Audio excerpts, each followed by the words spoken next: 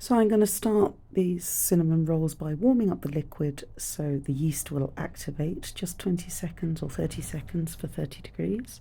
And in goes my flour for a mix and knead. It's actually turned out a little bit more wet than normal, so I'm going to use some baking paper or parchment paper to manipulate the dough because it is very sticky.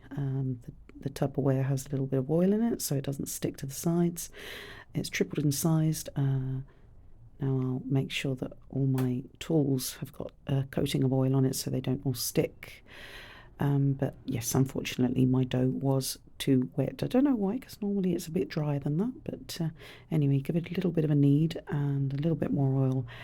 And yes, it is still sticking to everything. So a plan B is in order. I'm going to have to take out another sheet of parchment paper, and then that works out very nicely. I can spread it out into a nice rough square shape, which is going to help me cut the strips nice and evenly for my cinnamon rolls.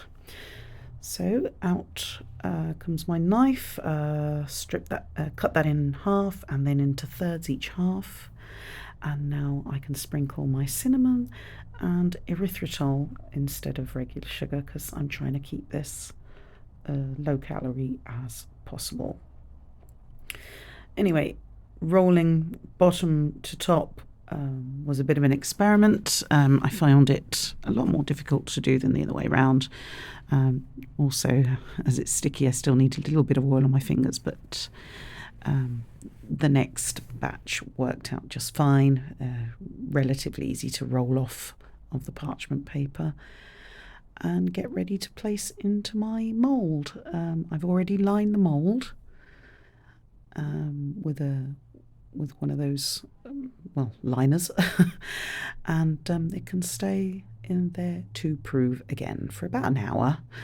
I'm going to dress the top with a little bit of evaporated milk, and it's going to go in with 700 millilitres of water to steam bake for 9 minutes, 160 degrees.